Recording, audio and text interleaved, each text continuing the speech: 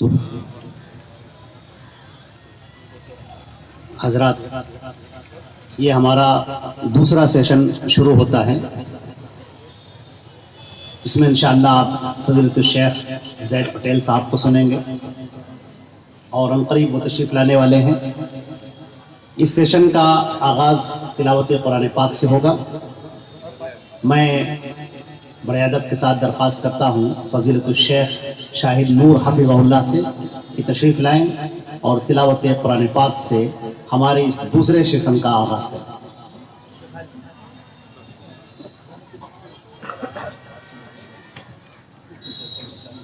السلام علیکم ورحمۃ اللہ وبرکاتہ۔ اعوذ باللہ من الشیطان الرجیم، بسم اللہ الرحمن الرحیم۔ یا ایہا الذین آمنوا اتقوا اللہ ولتنظر نفس ما قدمت لغد واتقوا اللہ ان اللہ خبیر بما تعملون۔ ولا تكونوا كالذين نسوا الله فأنساهم أنفسهم أولئك هم الفاسقون۔ لا يستوي أصحاب النار وأصحاب الجنة، أصحاب الجنة هم الفائزون۔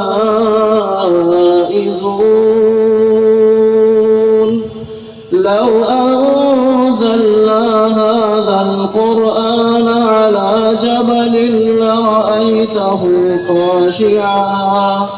لرأيته خاشعا متصدعا من خشية الله۔ وتلك الأمثال نضربها للناس لعلهم يتفكرون۔ هو الله الذي لا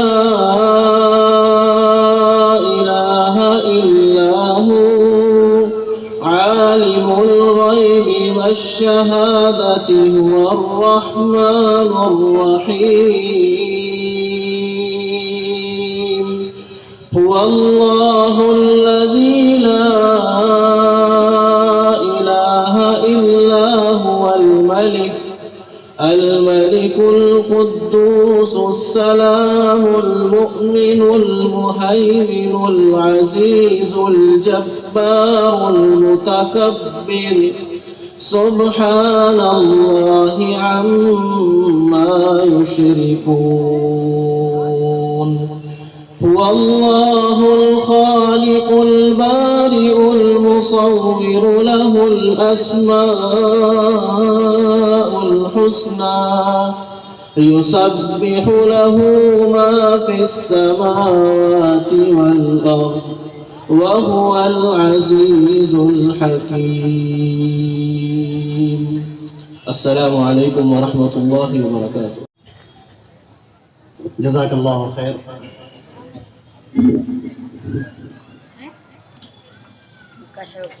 حضرات گرامی، میں اپنے تمام احباب کا شکریہ ادا کرتا ہوں جو یہاں تشریف لائے ہیں۔ بڑی مشقتیں بھی برداشت کرنے کے بعد یہاں آئے اور بعض سلسلے میں ممکن ہے یہاں پر بعض تکلیفوں کا بھی انہیں سامنا کرنا پڑا ہوگا۔ لہذا ہمیں اس بات پر بڑا افسوس بھی ہے کہ آپ کی کسی قسم کی آپ کو تکلیف پہنچے تو یہ ہمارے لیے بہت ہی تکلیف کی بات ہے۔ لیکن بہرحال آپ آئے تو بہاروں نے لٹائی خوشبو، آپ آئے تو بہاروں نے لٹائی خوشبو، پھول تو پھول ہے کانٹوں سے بھی آئی خوشبو۔ یہ آپ کی جو اخوت ہے، آپ کی جو محبت ہے، جہاں پر آپ دین اسلام کے نام پر کھنچے ہوئے چلے آ رہے ہیں، بلا شبہ اللہ رب العزت اس ایمانی جوش کو اور ایمانی طاقت کو برقرار رکھے اور اس گئے گزرے دور میں جبکہ چاروں طرف سے فساد برپا ہے اور فتنے چاروں طرف سے اٹھ رہے ہیں، اور فتنے تو کچھ اس طرح سے اٹھ رہے ہیں جیسے ہماری فضاؤں میں جراثیم، آپ سانس لیں اور کئی لاکھ جراثیم جسم کے اندر داخل ہو جاتے ہیں۔ اسی طریقے سے فتنے ہیں جو چاروں طرف سے اٹھتے چلے جا رہے ہیں اور ہمارے ایمان کا سودا کرنے کے لیے تیار ہیں اور ہمارے ایمان کو اچک لینے کے لیے تیار ہیں۔ ہمارے نبی صلی اللہ علیہ وسلم نے ارشاد فرمایا تھا کہ جب آخری زمانہ ہوگا، جب قیامت کا وقت قریب آئے گا، تو ایمان کا بچانا اس طرح سے مشکل ہوگا جیسے کہ قابض جمرۃ علی یدی، جیسے کوئی اپنی ہتھیلی کے اوپر آگ کا انگارہ رکھے۔ آگ کا انگارہ رکھنا ہتھیلی پر کس قدر مشکل کام ہے، اسی طرح آخری دور میں ایمان کا بچانا اسی قدر مشکل ہوگا۔ دجالی طاقتیں، دجالی فتنے، دجال کے ہرکارے اپنی پوری قوت کے ساتھ اور پوری تمرد کے ساتھ اور پورے جوش کے ساتھ ایمان پر ڈاکہ ڈالنے کے لیے تیار ہیں۔ وہ چاہتے ہیں کہ اس ایمان کو اچک لیں، اس توحید کو اچک لیں، اور لوگوں کو جو صاف ستھری توحید کے اندر ہیں، جنہیں اسلام نے ایک صاف ستھری توحید عطا کی، ان کے اندر کفر ڈال دیا جائے، ان کے اندر شرک ڈال دیا جائے، ان کے اندر خرافات ڈال دی جائے۔ تو حضرات گرامی، آج کے اس دور میں ضرورت ہے کہ سب سے پہلے ہم اپنے ایمان کی حفاظت کریں۔ ہمارے فاضل مقرر جناب زید پٹیل صاحب تشریف لا چکے ہیں اور انشاءاللہ آپ سے ابھی تھوڑی دیر میں آپ سے روبرو ہوں گے۔ آئی پلس ٹی وی کے بہترین آرگنائزر ہیں، بہترین اس کا اینکر ہیں اور عمدہ مقرر ہیں، اور خاص طور سے الہاد پر بہت کمانڈ ہے۔ اس سے پہلے بھی شیخ کے پروگرام ہوئے ہیں۔ آئیے شیخ تشریف لائیں۔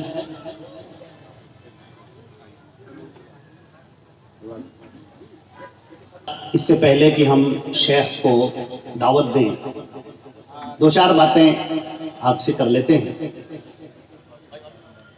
اصلاح معاشرات میں ہمارا جو سماج ہے، اس سماج کے دو حصے ہوتے ہیں، عورت اور مرد۔ ان دونوں سے ہمارا سماج تشکیل پاتا ہے، ہمارا معاشرہ بنتا ہے، اور خرابی جب آتی ہے تو دونوں جانب آتی ہے۔ تو ہم دیکھ رہے ہیں جس طریقے سے ایک بگاڑ پیدا ہو گیا ہے ایک سماج میں، سوسائٹی میں، ایک سوسائٹی ڈس بیلنس ہوتی چلی جا رہی ہے، اور یہ نتیجہ ہے اسلامی اصول کو ترک کرنے کا، اسلامی تعلیمات کو ترک کرنے کا۔ اس کے نتیجے میں یہ جو خیر اللہ رب العزت نے ہمیں دیا تھا، جو خیر ہمیں عطا فرمایا تھا، وہ خیر ہمارے ہاتھوں سے نکلتا جا رہا ہے، اور جب خیر ہمارے ہاتھوں سے نکلتا جائے گا تو اس کی جگہ پر شر آتا ہوا چلا جائے گا۔ ابھی میں آپ کے سامنے جو عرض کر رہا تھا، نبی کریم صلی اللہ علیہ وسلم نے فرمایا تھا کہ ایمان کا بچانا اس قدر مشکل ہوگا جیسے ہاتھوں کے اوپر انگارہ رکھنا۔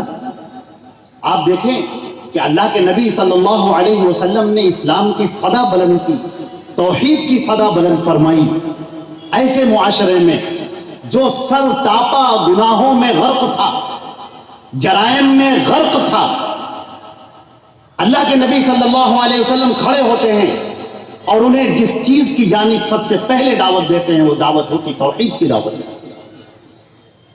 انسان جب اللہ کو پہچان لیتا ہے تو اس کائنات کے کل پرزے ہر جگہ پر اپنی صحیح جگہ پر فٹ ہو جاتے ہیں، اور جب انسان اللہ کو نہیں پہچانتا، اللہ کی معرفت حاصل اسے نہیں ہوتی، تو پھر معاشرے ہی میں کیا، خود اس کے اندر بگاڑ آتا ہے۔ نسوا اللہ فانساہم انفسہم، وہ لوگ اللہ کو بھول گئے تو اس کا نتیجہ یہ ہوا کہ وہ خود اپنے آپ کو بھول گئے۔ آج ہمارے یہاں سوسائٹی میں مردوں میں بھی بگاڑ ہے، عورتوں میں بھی بگاڑ ہے، بچوں میں بھی بگاڑ ہے، حتیٰ کہ بوڑھوں میں بھی بگاڑ ہے۔ بچوں کو لاؤبالی بنا دیا گیا، نوجوانوں کو دنیا کمانے کے لیے دنیا کی طرف پھیر دیا گیا، بوڑھوں کو دنیا دار بنا دیا گیا، اور ہماری خواتین وہ آپس کی چپکلشی میں اتنا الجھی رہتی ہیں کہ دین کو سمجھنے کے لیے ان کے پاس وقت ہی نہیں ملتا۔ آپ دیکھیں کہ ہمارے نبی صلی اللہ علیہ وسلم نے جب دعوت پیش کی ہے تو سب سے پہلے جو دعوت دی وہ حضرت خدیجہ رضی اللہ تعالی عنہا کے سامنے پیش کی. جب آپ کے اوپر سورہ نازل ہوئی اقرأ بسم ربک الذی خلق خلق الانسان من علق، اقرأ، اللہ کے نام سے پڑھ، پڑھ اپنے رب کے نام سے جس نے پیدا کیا ہے تجھے. اور اللہ کے نبی صلی اللہ علیہ وسلم پریشان ہو کر وہاں سے جب واپس آتے ہیں اپنے گھر میں تو آ کر کہتے ہیں زملونی زملونی، مجھے کمبل اڑھاؤ، مجھے چادر اڑھاؤ، پریشانی کا عالم. اور اماں ختیجہ عائشہ، اماں ختیجہ رضی اللہ تعالی عنہا آگے بڑھتی ہیں اور کہتی ہیں کہ کیا ہو گیا، کیا بات پیش آ گئی. نبی کریم صلی اللہ علیہ وسلم فرماتے ہیں کہ مجھے اپنی جان کا اندیشہ ہے، مجھے لگ رہا ہے کوئی میری جان لینا چاہتا ہے. کہا بات کیا ہے، واقعہ کیا ہوا؟ اللہ کے نبی صلی اللہ علیہ وسلم فرماتے ہیں کہ میں غار حرا میں بیٹھا ہوا تھا، اچانک ایک شخص آ گیا میرے سامنے اور مجھ سے کہتا ہے پڑھو. میں نے کہا کہ میں پڑھا لکھا نہیں ہوں.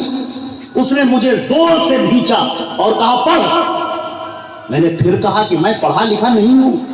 اس نے پھر مجھے زور سے دبایا اور کہا پڑھ. میں نے کہا میں کیا پڑھوں؟ تو وہ کہتا ہے اقرأ بسم ربک الذی خلق خلق الانسان من علق اقرأ وربک الاکرم الذی علم بالقلم. یہ 5 آیتیں پڑھ اپنے رب کے نام سے جس نے تجھے پیدا کیا ہے، جس نے انسان کو ایک جمے ہوئے خون کے لوتھڑے سے پیدا کیا اور انسان کو قلم کے ذریعے سے تعلیم دی، اور وہ تعلیم دی جو انسان نہیں جانتا. حضرت عائشہ رضی اللہ تعالی عنہا نے آگے بڑھ کر جو تسلی دی ہے، اللہ کے نبی صلی اللہ علیہ وسلم کے تاریخ کا ایک عجیب موڑ ہے اور بڑی عبرتیں اپنے اندر لیے ہوئے ہیں. اور ہماری خواتین کے لیے اس کے اندر بہت بڑا پیغام ہے. شوہر صبح کا نکلتا ہے، شام کو گھر واپس آتا ہے. آپ اپنے گھر میں ہیں، آپ کو کیا پتا اس نے کیا کیا فیس کیا ہے، کیا کیا برداشت کیا ہے، کیا کیا چیزیں اسے اپنے دل پر جبر کر کے برداشت کرنی پڑی. اس کے ذہن میں کیا ٹینشن چل رہا ہے، کیا پریشانی چل رہی ہے، کن الجھنوں میں وہ گرفتار ہے. لیکن جب وہ گھر کے اندر داخل ہوتا ہے تو عورتیں اس کے سامنے اپنی شکایتوں کا پٹارا لے کے بیٹھ جاتی ہیں اور اس کے سامنے بات کرتی. وہ چہرے کو نہیں دیکھتی، وہ ہاؤ بھاؤ کو نہیں دیکھتی، وہ اس کے بہیو کو نہیں دیکھتی، وہ اس کی بدلی ہوئی شکل کو نہیں دیکھتی، بدلے ہوئے انداز کو نہیں دیکھتی. یہ تھکا ہرا پسینے میں بیٹھا ہوا اور اس کے سامنے پھر وہ بالکل بے پرواہ ہو کر اپنی گفتگو شروع کر دیتی ہیں. ہماری خواتین کو، ہماری ماں بہنوں کو اسے سبق لینا چاہیے. حضرت خدیجہ رضی اللہ تعالی عنہا آگے بڑھتی ہیں. اللہ کے نبی صلی اللہ علیہ وسلم جو کانپ رہے ہیں وہ کہتی ہیں کہ کلا واللہ لا یخزیک اللہ ابدا، ہرگز نہیں، آپ بالکل پریشان نہ ہو، اللہ آپ کو ہرگز رسوا نہ کرے گا. انک تحمل الکل، آپ تو لوگوں کے بوجھ کو اپنے سر پر اٹھاتے ہیں. وہ تکسب المعدوم، اور جس کے پاس پیسہ نہیں ہوتا ہے، جس کے ہاتھ خالی ہوتے ہیں، جو کنگال ہوتے ہیں، آپ اس کو راہ سے لگاتے ہیں، اس کا رزق دیتے ہیں، اس کی پریشانیوں کو دور کرتے ہیں، مصیبتوں میں کھڑے ہو جاتے ہیں، لوگوں کی پریشانیوں کا بوجھ اپنے سر کے اوپر رکھ لیتے ہیں. اللہ آپ کو کبھی رسوا نہ کرے. اور اس کے ساتھ یہ صرف تسلی کی کلمات ہی نہیں، میرے عزیزوں، بسا اوقات یہ تسلی کے کلمات انسان کے لیے بڑے ٹانک بن جاتے ہیں. اسی لیے نبی کریم صلی اللہ علیہ وسلم نے فرمایا ہے کہ اپنے بھائی سے تمہارا ایک خوشگوار چہرے کے ساتھ مل لینا اور ایک اچھی باتیں کر دینا، یہ بھی ایک صدقہ ہے. جب کوئی کسی کا چہرہ لٹکا ہوا ہے، اترا ہوا ہے، چہرہ فق پڑا ہوا ہے، اور آپ نے تسلی کے 2 بول اس کو بول دیے، محبت کے 2 بول اس کو آپ نے بول دیے، اس کے اندر ایک طاقت بھر گئی. آپ نے ہمت دلا دی کہ خبردار، کچھ نہیں، کوئی پریشانی کی بات نہیں، سب چیزیں دور ہو جائیں گی، ہر چیز ختم ہو جائے گی. اس کی بڑی ضرورت ہے. ہماری زندگی کے یہ حصے ہیں. اللہ کے نبی صلی اللہ علیہ وسلم کی سیرت سے ہمیں یہ سیکھنے کی ضرورت ہے. آج ایک بڑا فتنہ جو ہمارے معاشرے کے اندر آ گیا ہے، وہ فتنہ ہے، میں اپنی ماں اور بہنوں خواتین سے مخاطب ہو کر عرض کرنا چاہتا ہوں کہ ایک بہت بڑا فتنہ بے پردگی کا آ گیا. یہ خواتین کے لیے ایک بڑا عذاب ہے، ان کے اوپر بھی اور مردوں کے اوپر بھی. اور بے حیائی کا، بے شرمی کا ایک سیلاب ہے جو بڑا خیز ہے، جو آگے بڑھتا ہوا چلا جا رہا ہے اور لوگوں کو اپنے لپیٹ میں لے رہا ہے. مجھے مصری خاتون کی وہ بات بڑی اچھی لگی جو انہوں نے کہی کہ ہم ہم حجاب اس لیے اختیار کرتے ہیں تاکہ ہمارے جو بھائی ہیں، جو مرد ہیں، وہ اپنے ایمان کو سلامت رکھ سکیں۔ کتنا بڑا حصہ ہے ان کا۔ آج مغرب کی جو تہذیب ہے، سکھائے ہیں محبت کے نئے انداز مغرب نے، حیا سر پیٹتی ہے، عصمتیں فریاد کرتی ہیں۔ جو مغرب کی تہذیب ہمارے درمیان آ رہی ہے، جہاں پر نہ عفت کے کوئی معنی، نہ عزت کے کوئی معنی، نہ شرم کے کوئی معنی، نہ حیا کے کوئی معنی، بس صرف شہوتوں کا ایک ابال ہے جو ابلتا جا رہا ہے اور معاشرے کو خراب کیے دے رہا ہے۔ اور اللہ کے نبی نے فرمایا ہے ایسے لوگ بھی ہیں گھر کے اندر جو دیوس ہیں، جو جنت کے اندر داخل نہیں ہوں گے۔ یہ کون ہے دیوس؟ جن کو اس بات کی فکر نہیں ہوتی کہ ان کی خواتین کیا کر رہی ہیں، انہیں کوئی پرواہ نہیں کس مرد سے باتیں کر رہی ہیں، کس کے پیچھے بائک پر بیٹھ رہی ہیں۔ وہ جو نامحرم رشتے ہیں، جو چچا کا لڑکا ہے، جو ماموں کا لڑکا ہے، جو مامی کا لڑکا ہے، جو خالہ کا لڑکا ہے، اس کے پیچھے بائک پر بیٹھ گئی اور چلتی چلی جا رہی ہیں۔ یہ اسلام کی تہذیب تو نہیں ہے۔ اور گھر کے مرد اس کو دیکھ رہے ہیں اور برداشت کر رہے ہیں۔ بے حیا ہو کر عورتیں نکل رہی ہیں، شادی بیاہوں میں جس طریقے سے جا رہی ہیں اور بے حجابانہ مظاہرے حسن کر رہی ہیں، اور اس پر وہ بالکل خاموش، اف بھی نہیں، وہ کچھ کہنا ہی نہیں چاہتا۔ اور صحیح بات تو یہ ہے کہ یہ ایمان کی کمزوری کا آخری درجہ ہے۔ ایمان کی جو حالت ہے وہ تو یہ ہے، من رأى منکم منکرا فلیغیرہ بیدہ، اگر تم میں کوئی برائی دیکھے تو اپنے ہاتھوں سے اسے روکے۔ فإن لم يستطع فبلسانہ، اگر اس کی استطاعت نہ رکھتا ہو تو اپنی زبان سے اس کو منع کرے۔ وإن لم يستطع فبقلبہ، اور اگر یہ بھی استطاعت نہ ہو تو اپنے دل کے اندر اس کو برا جانے۔ مگر آج افسوس یہ ہے کہ ہمارے یہاں ایمان کا یہ درجہ بھی خالی ہوتا چلا جا رہا ہے۔ ہم چہروں کو دیکھتے ہیں، ہم لوگوں کو دیکھتے ہیں، ہم رشتہ داریوں کو دیکھتے ہیں، یہ برا مان جائے گا، یہ خفا ہو جائے گا، اس سے رشتہ داری ٹوٹ جائے گی، یہ دکان پر آنا ہماری چھوڑ دے گا، یہ ہمارے گھر پہ آنا چھوڑ دے گا، یہ ہمیں سلام کرنا چھوڑ دے گا۔ ہم یہ دیکھتے ہیں اور حق بات کا اظہار نہیں کرتا۔ ہم اس قدر بزدل ہو گئے۔ ہمارا معاملہ یہ ہے کہ ہم جیتے ہیں دوسروں کے لیے، اللہ کے لیے جینا تو ہم نے سیکھا ہی نہیں۔ یہ زندگی کیا ہے؟ پانی کا بلبلا ہے، کیا بھروسہ ہے زندگانی کا؟ آدمی بلبلا ہے پانی کا۔ آج ہم زندہ ہیں اور کل نہ رہیں۔ مجھے نبی کریم صلی اللہ علیہ وسلم کو وہ واقعہ یاد آتا ہے جب ابو طالب کے پاس مکے کے بڑے سربراہ سردار لوگ پہنچے اور کہنے لگے کہ ابو طالب آپ تو مکے کے سردار ہیں، آپ کا بھتیجا کیا کیا بیان کر رہا ہے، آپ اسے روک کیوں نہیں لیتے، اسے منع کیوں نہیں کر دیتے؟ اور اگر آپ نے منع نہ کیا تو پھر ہم سب آپ کے خلاف کھڑے ہو جائیں گے، یا آپ کی سرداری باقی نہ رہے گی، ہم سب آپ کے خلاف ہو جائیں گے۔ کیا پورے مکے سے جنگ کرو گے؟ کیا پورے عرب سے جنگ کرو گے؟ ابو طالب گھبرا گئے، ڈر گئے۔ انہوں نے کہا ٹھیک ہے، آپ پریشان نہ ہو، میں اپنے بھتیجے سے بات کروں گا، ابھی آپ اسے کچھ نہ کہیں، ابھی کوئی ایسی بات نہ کرے۔ یہ ڈرانا، دھمکانا، تخویف، خوف۔ اور اللہ کے نبی صلی اللہ علیہ وسلم گھر کے اندر داخل ہوتے ہیں اس حال میں کہ آپ کے سر پر کوڑا پھینکا گیا تھا، کچرا پڑا ہوا تھا، چہرے پر گرد و غبار تھا، اور آپ کا پیراہن پھٹا ہوا تھا، اور اس کے ساتھ گھر کے اندر داخل ہوتے ہیں۔ دل میں وہ کلیجہ ہے جو کٹ چکا ہے، جو لوگوں کے تانے سن سن کر، لوگوں کا استہزاء سن سن کر، لوگوں کا مذاق سن سن کر، لوگ آپ کے پیچھے تالیاں بجا رہے ہیں، بچے آپ پر آوازیں کس رہے ہیں، بدماش آپ پر پتھر پھینک رہے ہیں، اور یہ سب سہ کر گھر کے اندر داخل ہوتے ہیں۔ اور گھر کے اندر آدمی داخل ہوتا ہے سکون کے لیے، گھر کے اندر داخل ہوتا ہے تو ایسا لگتا ہے کہ سکون ہو گیا۔ اور وہ گھر کے اندر داخل ہوتے ہیں، ابو طالب دیکھتے ہیں، کہتے ہیں میرے پیارے بھتیجے میری بات سن لو۔ اللہ کے نبی صلی اللہ علیہ وسلم نے چہرے کی طرف دیکھا، رنگ اڑا ہوا ہے ابو طالب کا، کوئی پریشانی میں ہے۔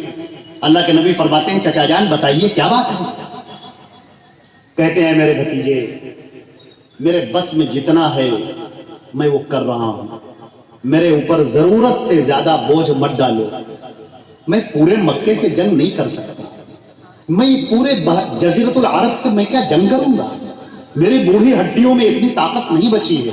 میرے بھتیجے تم چھوڑ دو یہ جو بات کہتے ہو, چھوڑ دو. اللہ کے نبی صلی اللہ علیہ وسلم نے جب یہ عالم دیکھا, ایک تو اندر سے ٹوٹا ہوا دل, حالات کی بے ساختگی, یہ شکستگی. کہتے ہیں کہ چچا جان, لو وضعوا الشمس عن یمینی والقمر عن یساری فلا نترک هذا الامر لن ادعوه حتى اموت دون. اے چچا جان, اگر لوگ سورج کو میرے داہنے ہاتھ پر لا کر رکھ دیں اور چاند کو بائیں ہاتھ پر لا کر رکھ دیں کہ میں اس حق کا اظہار کرنا چھوڑ دوں, تو میں چھوڑ نہیں سکتا یہاں تک کہ میری موت آ جائے. اب یہ موت اس کا خاتمہ کرے گی. اور ایک روایت میں آتا ہے او یتم اللہ امرہ, یا اللہ اپنے اس معاملے کو مکمل کر دے گا. یہ ہے ہمارے نبی صلی اللہ علیہ وسلم. حق کے اظہار میں آج ہمارے سامنے یہ صاحب رشتہ دار ہیں ہمارے, یہ تو ہمارے کولیگ ہیں, یہ تو ہمارے دوست ہیں.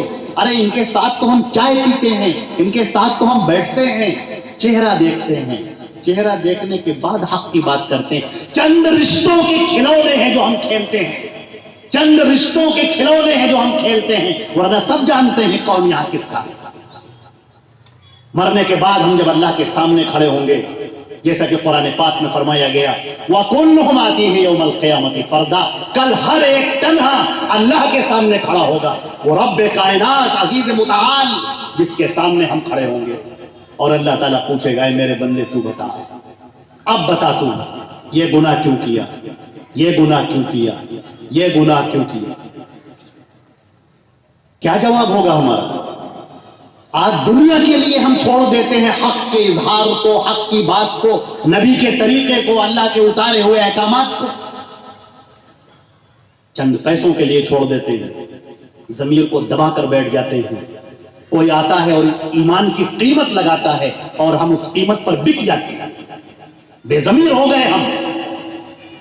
لوگ ہمارے ایمان کی قیمت لگانے کے لیے تیار ہو, ہم اس قیمت کو ادا کرنے کے لیے تیار ہیں.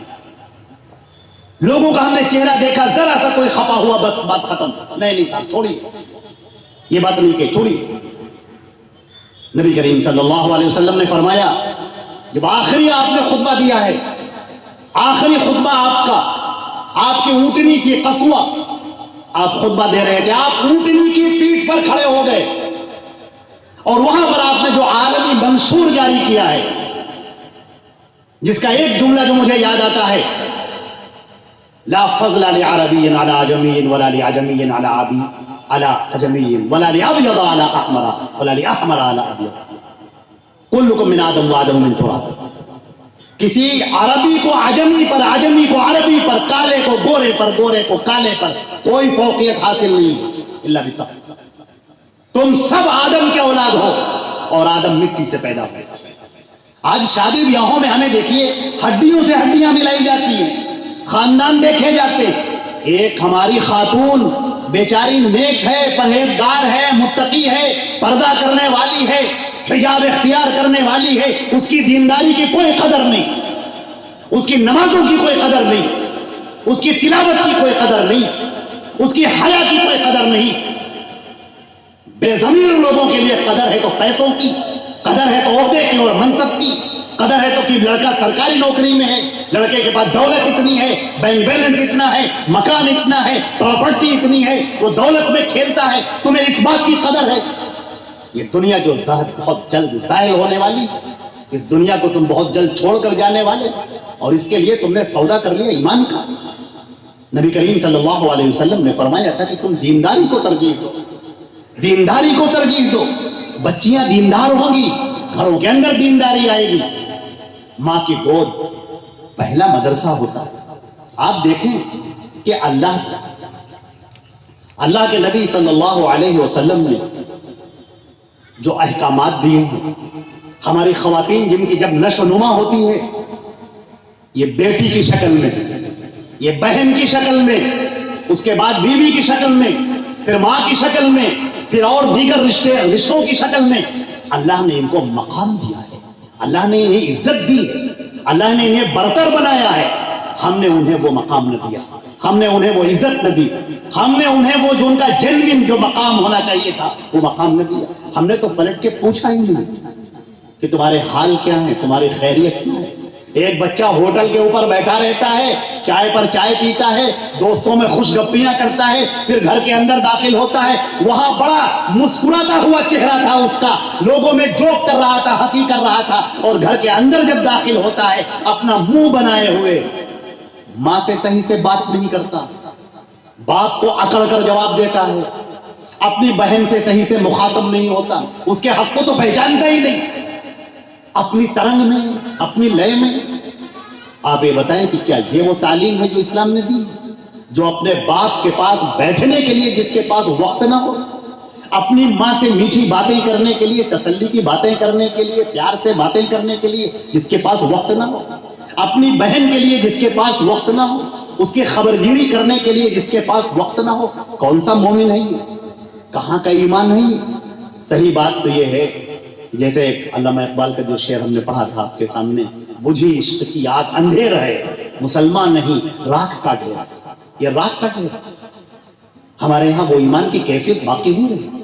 ہاں ایمان بڑھتا بھی ہے اور گھٹتا بھی ہے، اللہ نے اس ایمان سے نوازا ہے، اس توحید سے نوازا ہے، نبی کی سنتوں سے نوازا ہے۔ ہم وہ لوگ ہیں جو ہم نے ہر ایک کا انکار کر دیا، ہم نے کہا کہ ہم اللہ کے نبی صلی اللہ علیہ وسلم کے پیروکار ہیں، اور ان کے قول کے سامنے تو ہم کسی کے قول کو سنتے ہی نہیں۔ کتنا ہی بڑا کوئی جینیس ہو، کتنا ہی بڑا کوئی دانشور ہو، کتنا ہی بڑا کوئی عقل مند ہو، اور کتنا ہی بڑا کوئی صاحب قلم اور صاحب طرز ادیب ہو، ہم کسی کی بات نہیں مانتے قول رسول کے سامنے۔